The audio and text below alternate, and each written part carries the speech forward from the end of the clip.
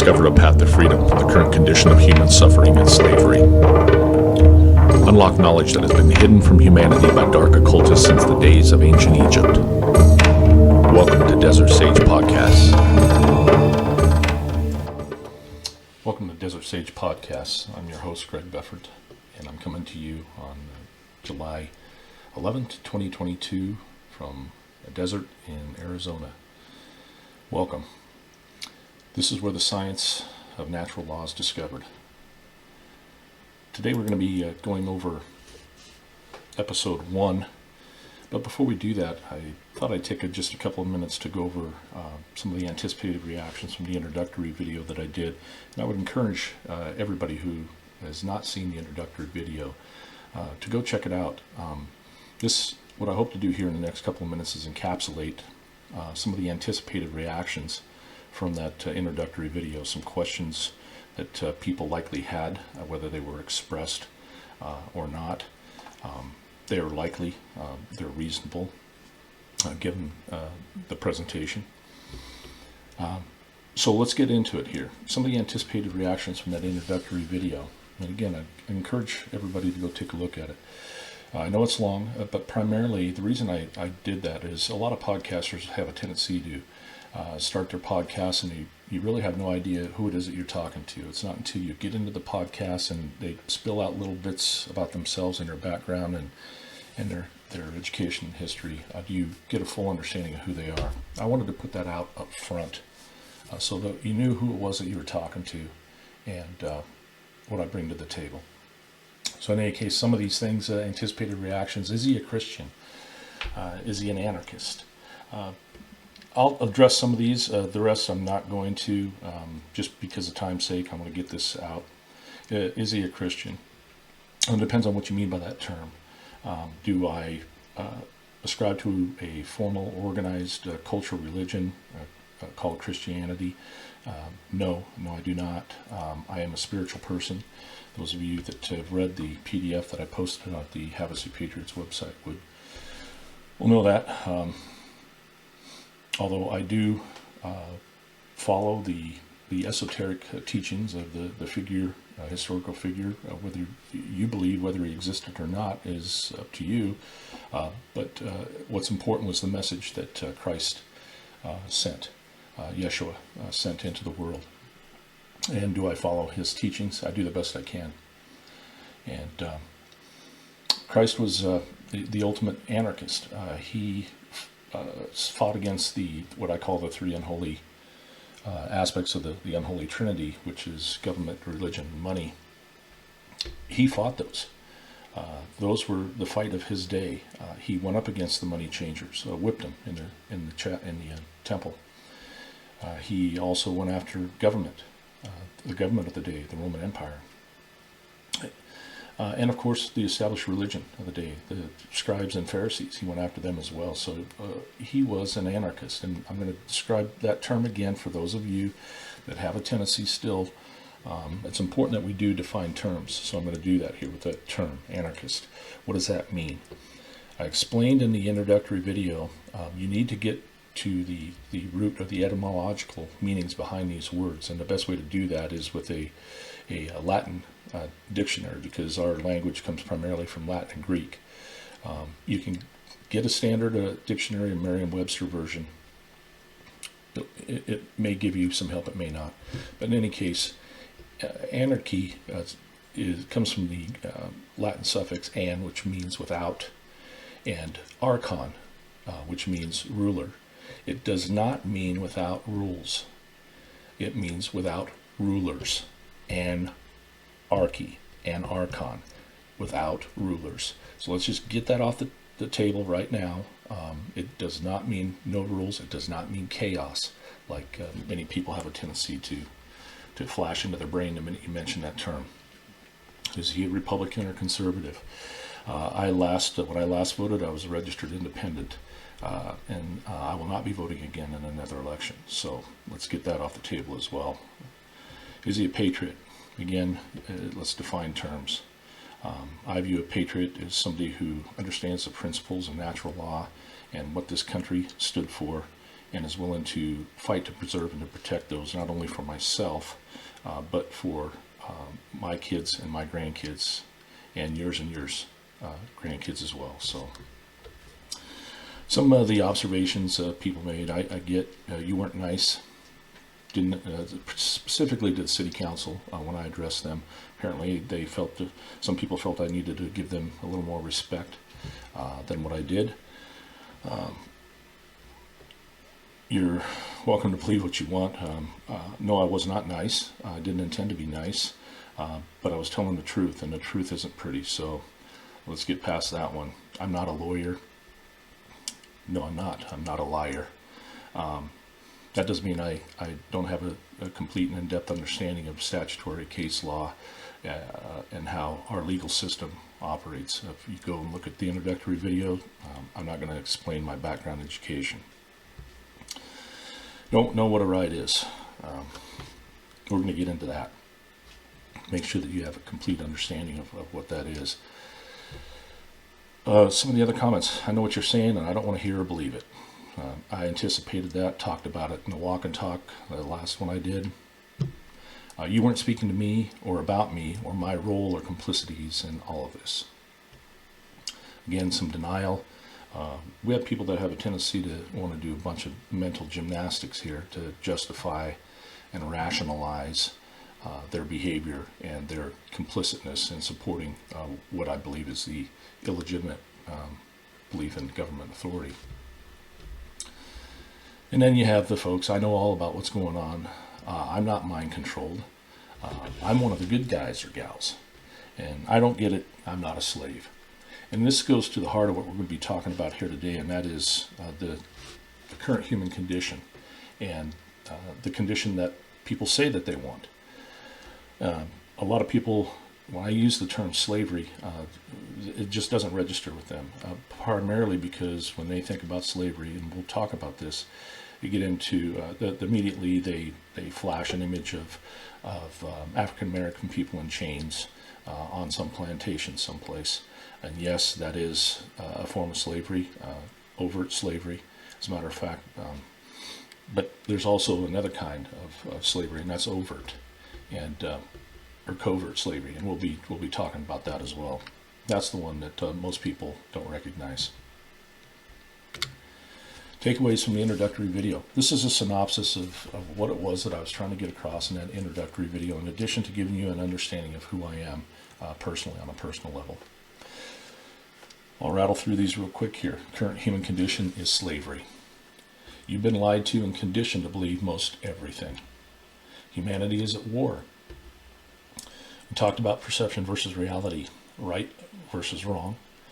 The casualties of war, that being truth and morality, which is what I had emphasized to the city council when I addressed them. I talked about the best of intentions when I went into both the military and the law enforcement, and those had been hijacked. We talked about human consciousness and how it's been hijacked via the knowledge of how the human psyche and natural law work. We touched on the importance of recognizing your personal responsibility for contributing to the current condition. Again, get out of the mental gymnastics and the justifications and the rationalizations for your complicitness. Acknowledge that. Do the deep shadow work that it takes to recognize your role in supporting these structures, whether it's directly or indirectly.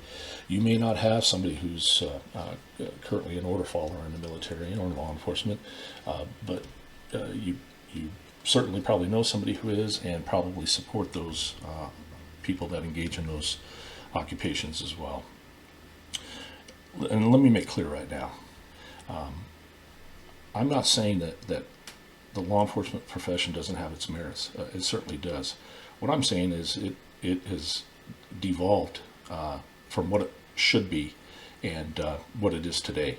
And I don't support the current structure that it is today, and many of the people that operate within that structure, that cult. And I'll talk about that later too. COVID-19, the virus destroying humanity, is a virus of the mind, fear. Knowledge of and adherence to natural law is the cure, which love.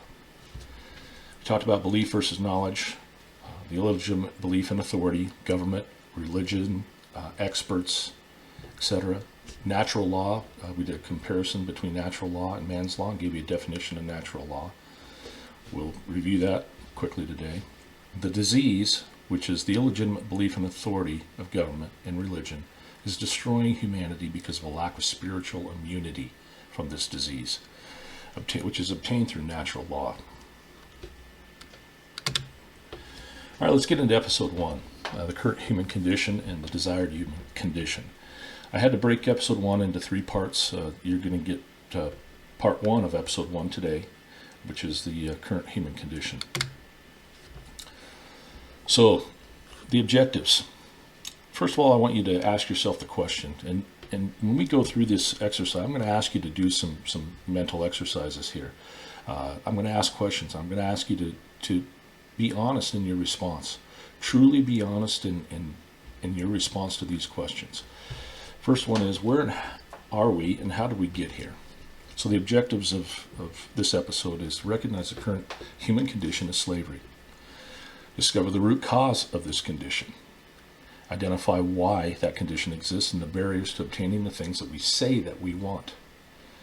And then discover solutions. This information that I'm providing you is not all doom and gloom, folks.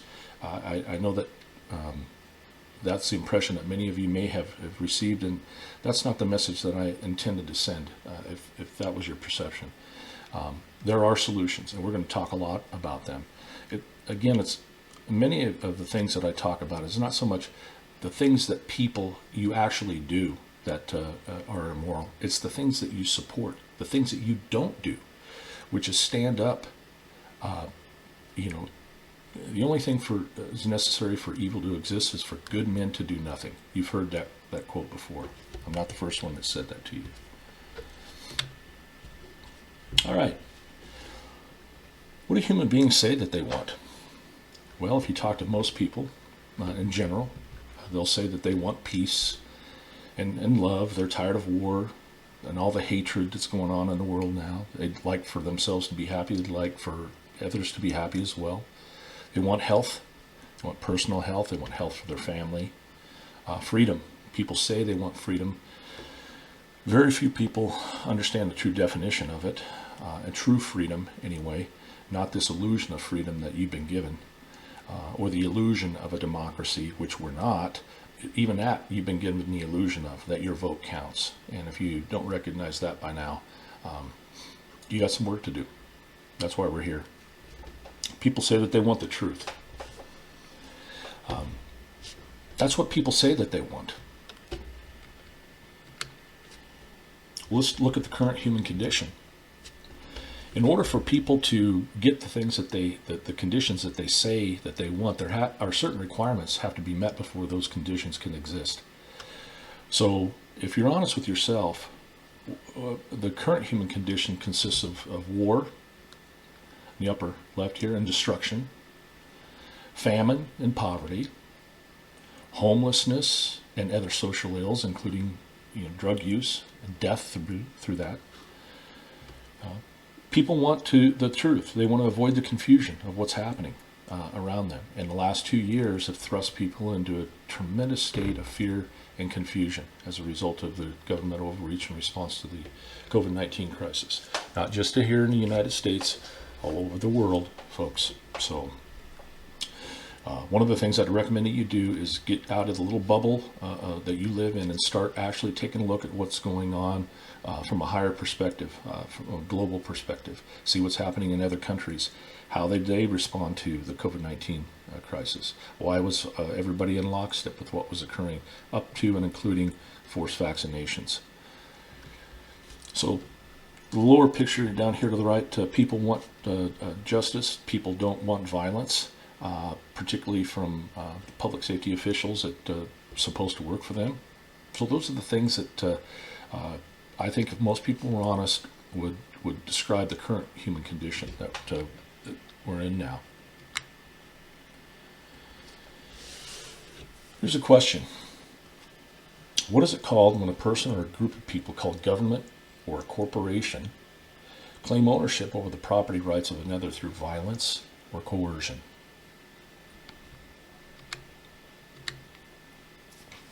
It's called slavery. And I put a definition up here, over here to the right, or to the left. This you can find off of the internet. Go look at the definition up yourself. Slavery, the state of being a slave. Simple as that. Bondage, enslavement, servitude, subjugation. The practice or system of owning slaves. A condition compared to that of a slave in respect of exhausting labor or restricted freedom. I think most people, again, if you were honest with yourself, you would have to recognize that our current condition, you're owned. You are owned. Whether you're owned by a corporation, you're owned by a city government, or an employer, whoever it is, you are owned. And if you ask yourself, if you truly want to determine whether or not you are free or whether or not you're in a condition of slavery, ask yourself this question. Are you free to say no without fear of the consequences to you personally? Are you free to say no without fear of consequences of either coercion or violence? If you can't answer that question, you are in a condition of slavery. Whether it's through coercion, take this shot or you're going to lose your job, or it's through violence. Do what we tell you to do or we're going to arrest you. Pay your taxes or you're going to go to jail. So don't make it difficult. Don't make it any harder. We have a tendency to want to complicate things, and we want to euphemize terms here. Speaking of another term that's very similar here, we have a modern day term called human trafficking. And here's the definition of that. Organized criminal activity in which human beings are treated as possessions to be controlled and exploited, as by being forced into prostitution or involuntary labor. Tell me what the difference is between this term on your left and this term over here on your right in terms of slavery. Not much there, maybe some subtle differences. Don't confuse human trafficking with human smuggling. There's a difference between the two. So what is human trafficking? Human trafficking is a highly organized crime. Traffickers take people from one area of a country to another or across borders, and when they arrive, they force their victims into exploitation. This also happens during war. They force refugees out of one country into another one, and the same thing occurs, whether they do it by force or they're forced to do it through coercion or through war. Trafficked people are exploited sexually, placed in domestic servitude, agricultural work, begging, manufacturing, construction, and organ harvesting, amongst a host of other exploitive purposes. In legal terms, and this is important to pay attention to here, I'm going to illustrate a point. In legal terms, not lawful, human trafficking is the recruitment, transportation, transfer, harboring, or receipt of persons using threats and force or other forms of coercion, abduction, fraud and deception, abuse of power or abuse of a position of vulnerability, and the giving or receiving of payments or benefits to achieve control over another person for the purpose of exploitation. Just for a second here, what I want to do is have you substitute the word human trafficking for government. Let's go down here to the legal terms and see if any of this applies to government.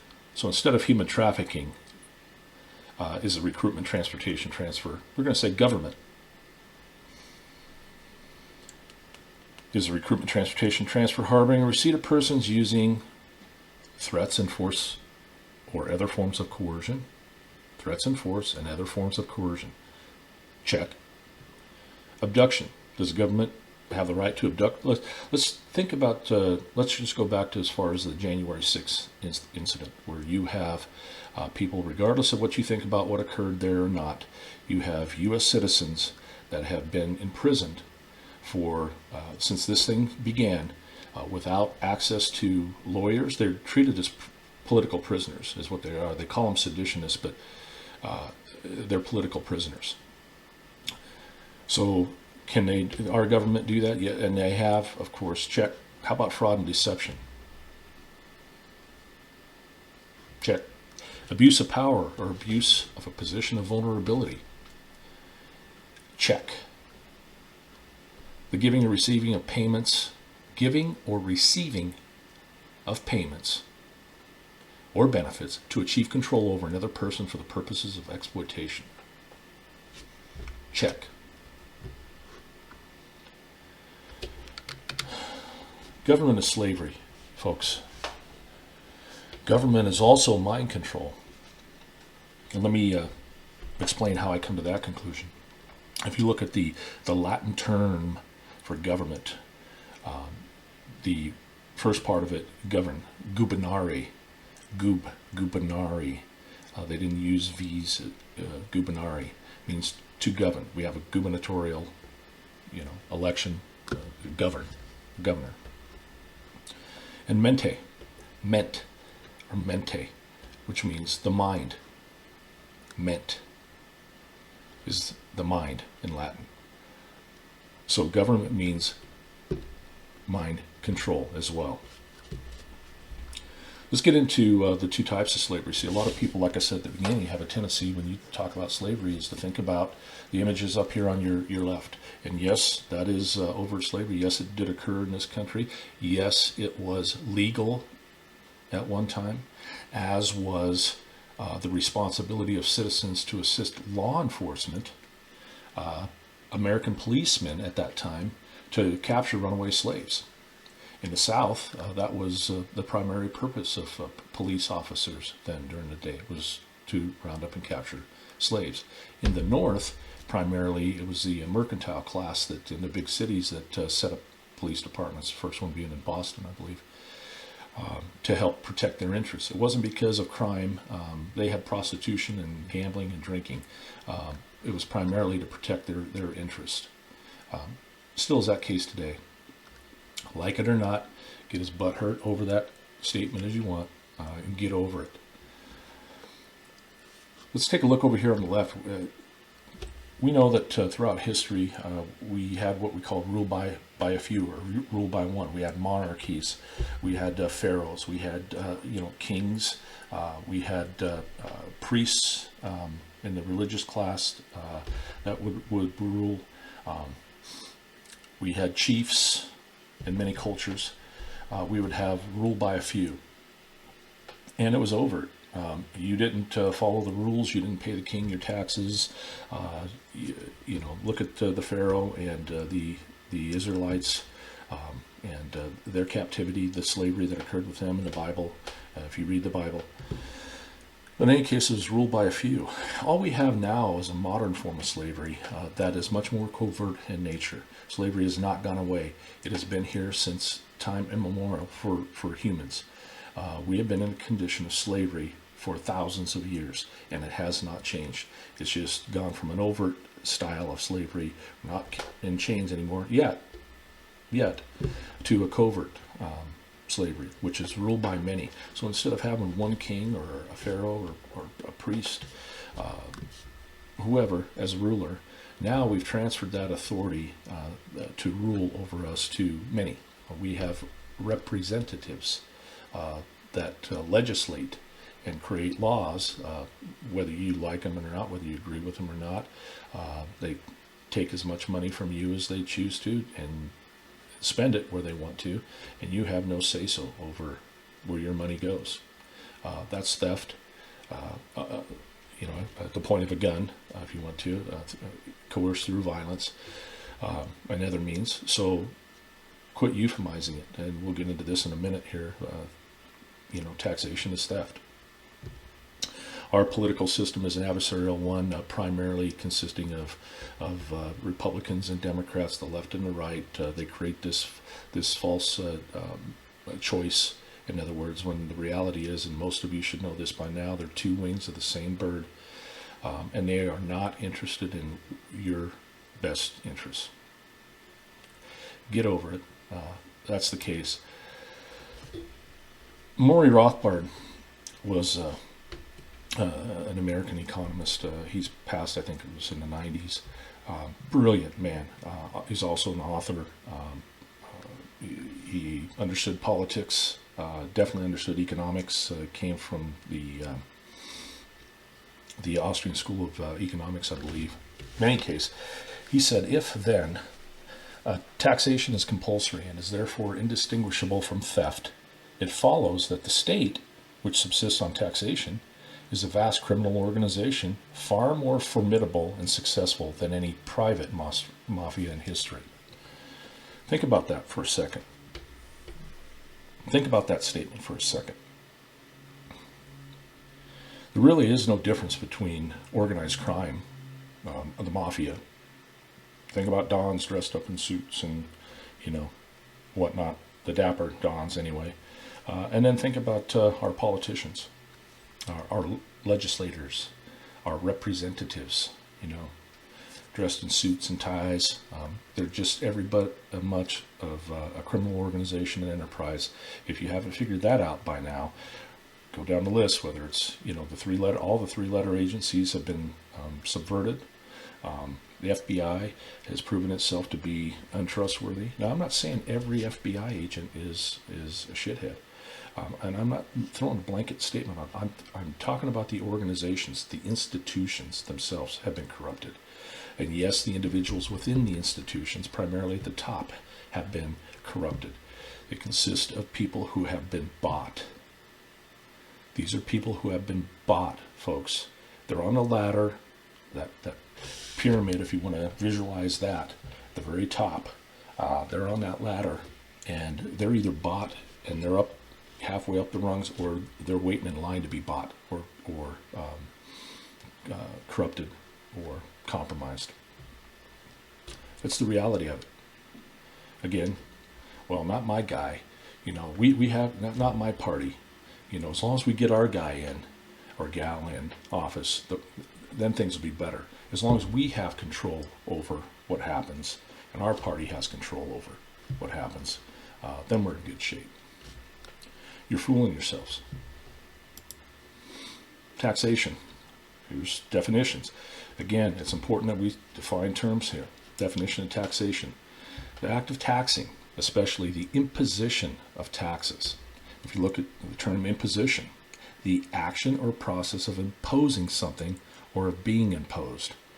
A thing that is imposed, in particular, an unfair or unwelcome demand or burden, a tax or a duty. In the introductory video, I talked about imposition and acquiescence, how the government imposes, whether it's taxes, regulations, laws, whatever the case is, they impose, they take a little bit away from our rights, and we acquiesce, we give. They take, we give. They take, we give. And the government never gives back in terms of our rights and our freedoms. Once the Patriot Act went into effect, you think that they're ever going to go back and not require scanners at airports or things of that nature? It's not going to happen. It's not going to happen. Let's look at the definition of theft. It's the act of stealing. Simple as that. It's the act of stealing.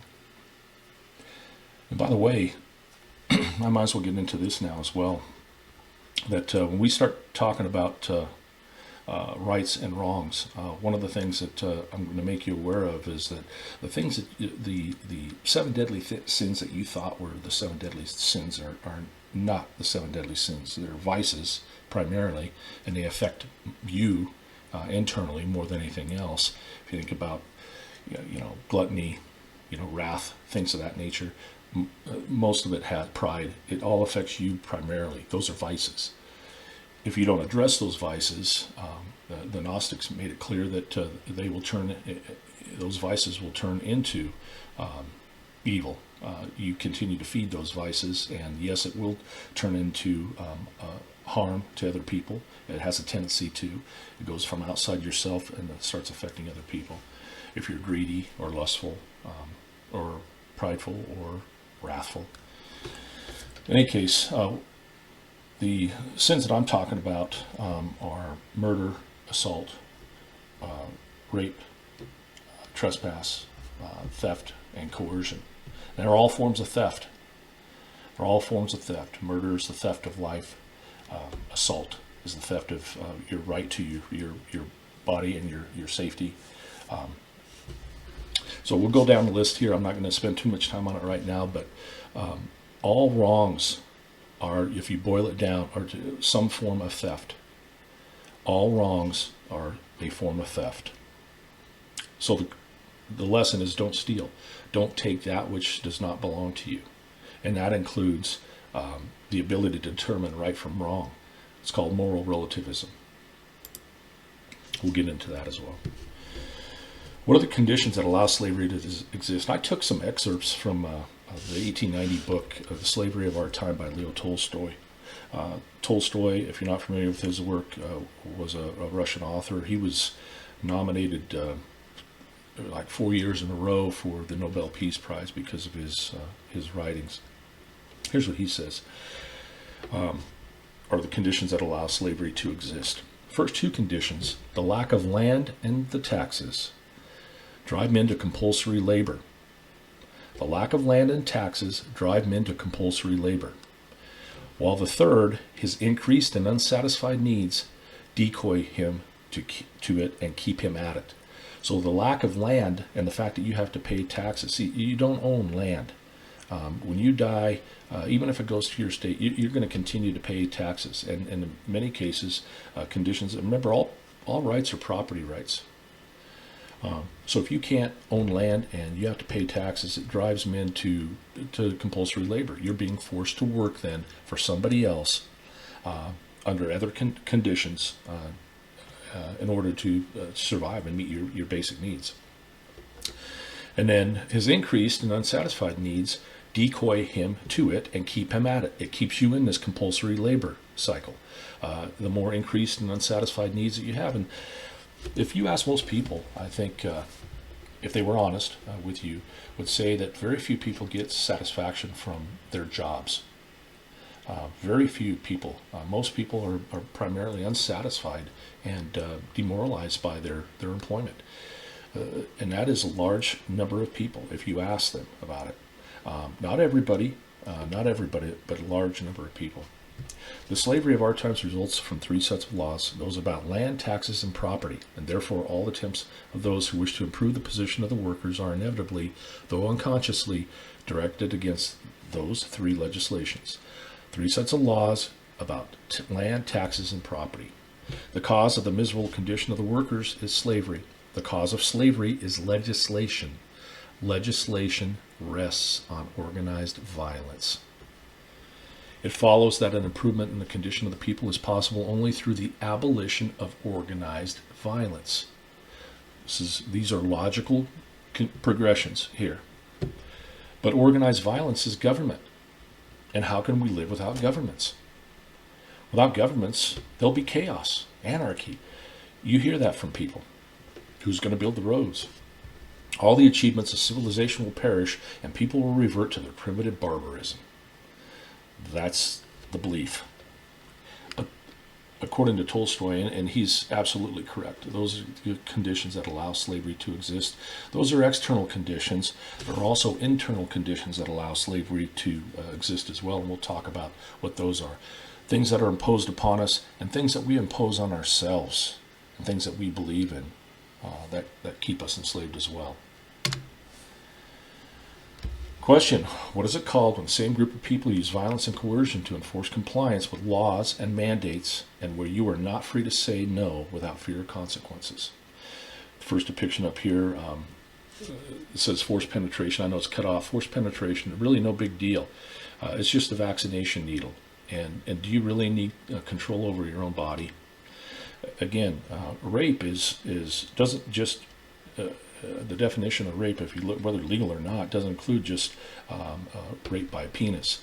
When we talk about rape, it could be rape by a foreign object to include a needle. Having anything put into your body that against or coerced to do against your will. The second one is a depiction of people in the military. You have a lot of military people now that are being separated from service as a result of this vaccine. And I'm not going to use the term vaccine to describe it, that it's not what it is. To me, it's a poison. It's a biological, experimental biological agent. Call it whatever term they want to give it. They'll change that tomorrow as well to suit their needs. But in any case, it's a poison. Those in the military that refuse to take it are being separated from service. When I was in the military, I had to get a whole bunch of shots. Wasn't smart enough to know better at the time. I didn't know enough. I just did what I was told in the event we were deployed. And I wouldn't do it today. And many service people, many, including Navy SEALs who have filed suit against the government over it, they've got their heads on straight, have refused to take it. They know in their heart and their gut, when they do those gut checks, same thing with law enforcement, something is not right here. Something's not right with this one. It's experimental. It's being coerced and forced on us. People are having adverse reactions to it.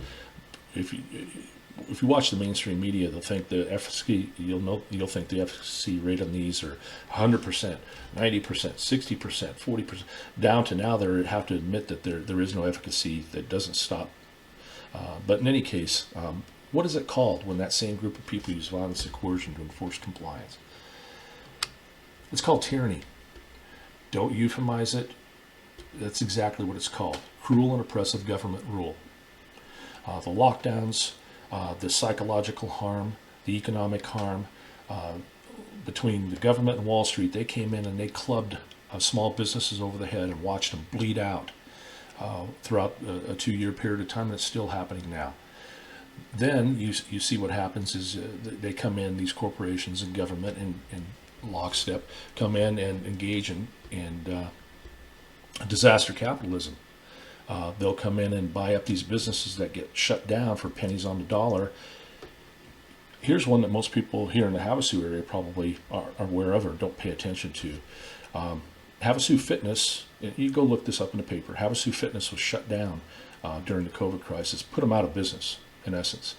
So what happens after that is the city comes in and buys that building using CARES Act funds and to turn it into a courthouse. Regardless of whether or not you think it should be a courthouse or those type of dynamics, don't get off in the weeds here. The fact is that the city shut that business down when they had no authority to do so. Whether or not the business was in jeopardy or not, struggling or not, it caused them to close and go out of business. And then they turned around and bought that money or bought that building using CARES Act funds. Tell me that there's not a conflict of interest, and if that's okay with you, that sets well with you, you need to do a head check, folks. We call the root causal factors contributing to this condition from the introductory video ignorance, apathy, and cowardice. And I use the allegory of the Wizard of Oz. I'm not going to spend much time on that. I'll talk a little bit more about those contributing factors here as we go along. Understand, we talked about the difference between nescience and ignorance, the context of not knowing. Nescience, from the Latin verb nesciere, to not know because knowledge was absent or unattainable. And I used an example of, say, a tribe in Africa. You take a computer to them, and you open it up and you tell them to try to use it. It's not going to be expected that they would know because the knowledge was absent or it was unattainable to them. Whereas here, you take a computer to an 18-year-old kid here in this country, they'll know exactly what to do because it was available to them. Ignorance is different. To not know even though necessary information is present because that information has been willfully refused or disregarded. That is the difference between that, nescience and ignorance. And we had a lot, and we still have a lot of ignorance going on. When you talk about the 3 root causal factors, ignorance, apathy, and cowardice, this is what we're getting into right now. Ignorance. So if there's a gap between what on the left there people, human beings say that they want and what the current condition is, obviously the requirements for changing that condition exists. And there's a gap. And what are the requirements for that change? Well, it's knowledge. There's a knowledge gap. In order to counter ignorance, you have to have knowledge. Knowledge is power. Now, before I get into the type of knowledge that I'm going to discuss here, let me just address this one again, because this one seems to throw people into a frickin' tailspin, and it bugs the shit out of me. So let's get this out of the way now. A cult. When I say the word occult, again, immediately people conjure up that Hollywood version of people out in the forest sacrificing cats or doing rituals and the Hollywood, type of thing. That, yes, that stuff does occur. If you look at the first definition over here, which you can find online here, supernatural, the noun, occult, is supernatural, mystical, magical beliefs, practices, or phenomena involving or relating to supernatural, mystical, magical powers or phenomena. The third definition of occult is, if you look in the second one over here in the middle, you go down, it's hidden from view. The first one, not revealed. This is a Merriam-Webster online. The one in the middle is a Merriam-Webster. The first one, I think, is just a general Bing search. Not easily apprehended or understood. Hidden from view, concealed. Not manifest or detectable by clinical methods alone. And then the one over here on the right is from a online Latin etymological site. It says secret, not divulged. To cover, conceal. To the verb, to hide, to cover, conceal. Occult simply means hidden. In the context that I'm using it throughout these presentations, occult simply means hidden. Oculus, the term oculus, if you're familiar with that, has to do with the eye. Oculus, what we're talking about here is hidden from view, hidden from the eye. Can we go on now? What knowledge has been occulted, then? You have to ask yourself. What knowledge has been occulted? What knowledge has been hidden from view? Two areas. First one is natural law. Natural law has been hidden from you and obfuscated and distorted. The other aspect is human consciousness. And let me give you a definition of natural law. This one's from Mark Passio. I've watched Mark's work since 2012, and he's just does an outstanding job at breaking these concepts down in a way that's very understandable. Anyway, natural law. Universal, non-man-made, binding and immutable conditions. When we say universal, we mean it applies in all places throughout the universe. There is no escape from it. It's everywhere. It applies everywhere. Non-man-made, which means it was not made by man. These are laws that were created by the creator of the universe. Call it God, call it Allah, call it the divine, call it universal consciousness. Whatever term you want to use for what you call God, the creator of the universe, the divine, they were made by him. They're binding, which means they apply to all things in all places, and immutable, which means that they cannot be changed. Universal, non-man-made, binding and immutable conditions that govern the consequences of behavior. We have physical laws. We talked about this in the introductory video. Physical laws of the universe, law of gravity, law of thermodynamics, a lot of physical laws that most people are aware of. It doesn't require your belief at all in the law of gravity. Climb up a 30-foot ladder, step off of it and see what happens. It doesn't care. It's a law. It applies. It has no feelings. They are boundary conditions that exist, and they were put in place by the creator of the universe. We can only go so far off of this planet here before the effects of gravity pull us back. Same thing with natural law. Natural law is a set of spiritual laws, a body of universal spiritual laws, moral laws. Creator of the universe that put those physical laws in place also put boundary conditions on our behavior here as humans, and how we are to be in the universe, how we are to be here. It's a body of universal spiritual laws, moral laws, which act as the governing dynamics of consciousness. And again, consciousness manifests itself in our thoughts, our emotions, and our actions. What they have also occulted, so they've occulted the knowledge of natural law. They've also occulted human consciousness and our psyche.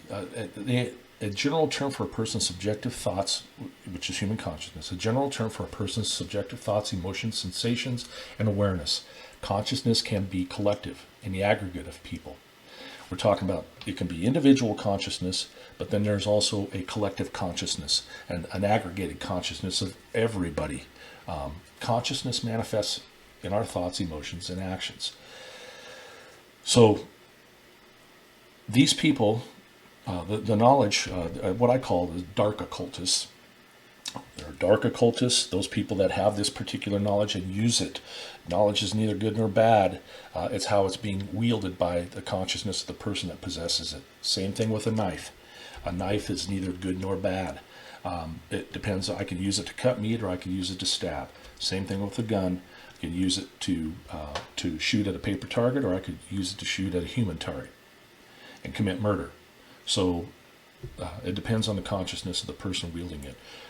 These dark occultists are master psychologists, and they have been since ancient days.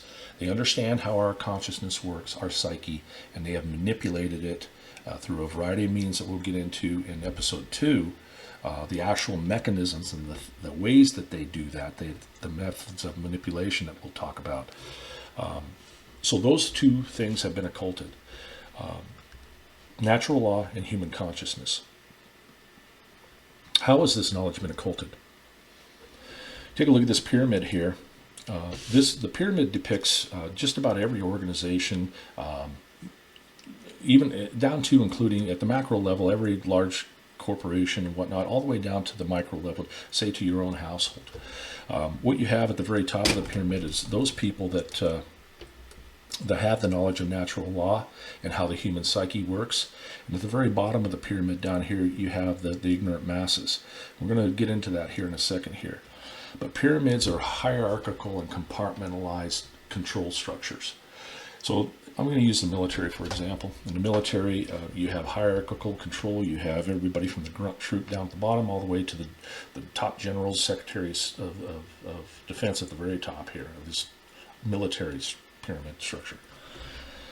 Those at the very top, the generals and the Secretary of State and Joint Chiefs of Staff, and those folks are the ones that call the shots. They know what's going on.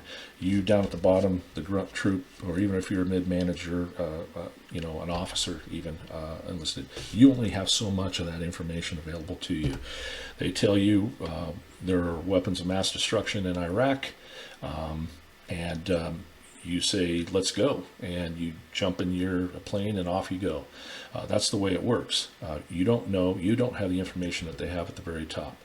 And then, what amazes me is that the same people, military people specifically, when you talk about how in the world could they ever conspire to pull off a fraud as big as COVID or any of these other ones here.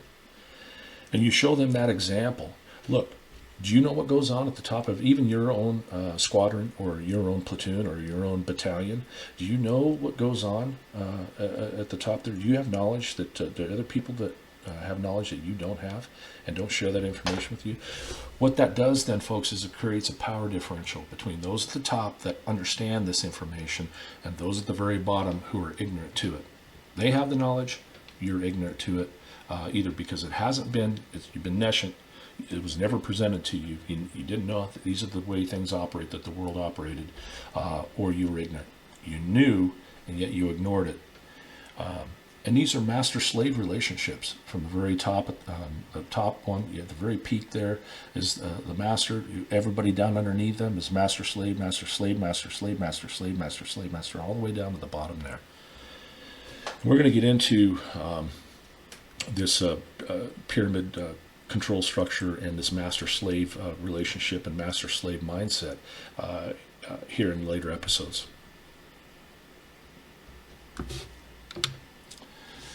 Why has this knowledge been occulted and who's hiding it? Again, I just went over that, the knowledge at the very top. And I'm not going to spend a lot of time, people want to get into, well, who's at the very top? Is it the Illuminati? Is it, the Rothschilds? Is it these people? Is it these people? Look, does it really matter to you other than to holding them accountable, which isn't going to happen as far as I can see right now? Does it matter who these people are? Does it matter that it's happening to you, that the structure exists and that you are trapped in it? That, to me, that's what's important. In any case, you have those people, I would say that the very top, and I'll just leave it at that you have ancient bloodlines, families, many of them inbred over the course of centuries, that they have passed down this knowledge. If you want to talk about the elite of the elite, you don't grow your wealth into that status. No, you were born into it, and it's as simple as that. So you want to get close to the top of the top there. There's about 13 families or so, and then beyond that, probably several thousand people at best. A very, very small percentage, the 1%, at the top that really know what's going on and are really part of that top, the capstone of the pyramid.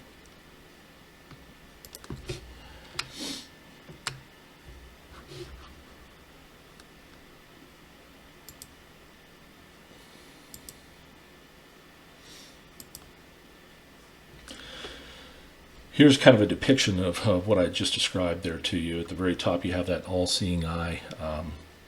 We'll throughout these episodes too, we'll get into symbolism, the all-seeing eye, that symbol that you see on your dollar bill in a pyramid, and what that actually represents. Most people have no idea. The dollar bill is full of symbols. Every part of the dollar bill has symbols in it, multiple symbols. It's a sigil. And most of us carry it around and have no idea what it actually means, what those symbols on the dollar bill mean. I mean, slavery for you, bottom line, is what it means. So anyway, there's a depiction of it. At the very top, you have world monarchs, call them families, bloodline families. I call them the predator class. A lot of people want to refer to these people as the elite, but there's nothing in my mind that makes these people elite. Most of them are primary psychopaths from birth. They're not hardwired to care and have no empathy or apathy at all for other humans. Some people refer to them as lizard people. I think that they have a reptilian or operate out of the R complex of their mind. They're in a very low vibratory state of consciousness. Very fearful people. Chicken shits, as a matter of fact. A bunch of tired old men and women who are psychopaths. They are predators of children. Up at the very top of some of these, and you can't even imagine the depravity, and I'm not going to go there right now, that exists at the very top of this structure up here. If you follow the Epstein story, you probably got a little tiny taste of it. That's just the very tip of what you got there. And you'll never see the names of the people that went there. Don't count on it. It's not going to happen. It would bring this structure down, the very top part of it anyway. It'd bring that part crumbling down faster than you can imagine. Anyway, we have this control at the very top here, up here. Then world financial control, which consists of your central banks, bank international settlements, all of those. Then you have world resource control, your corporations down here a little further. Then you have world population control, which government, religion, and primarily the media are responsible for taking care of. Then you have military, police, courts, prisons, etc., intelligence community. And for people now to even think that these people that you have in the White House and in Congress and stuff are calling the shots, you must have brain damage. You must have brain damage. They are putting it right in your faces that these people have no power. They're not calling the shots. None of them are. You think, well, some of them are. Some of my senators that have power, they're able to bring money to us, to our state, through pork, and they have power. They have no power. Not when it comes to the real important decisions that are made. None. Zero. Zip. None. Get over it. Get his ass hurt over it as you want. Your person is not going to change things. Whether it's Trump, some other person that you happen to idolize, it's not going to happen. Not going to happen. So anyway, this is the power structure, that the visualization of the power structure, and then at the very bottom, of course, is the masses of people. Some other terms that are used for, again, we distinguish between the dark occult, which is depicted by the upper left here of the knowledge column, held by a few, the Illuminati, the dark occult, the master manipulators, the elite, the death cult. This is what many of the dark occultists are known as. The light occultists, those that are trying to de-occult this knowledge and share it with the rest of humanity so that we can get out of this fucking mess that we're in.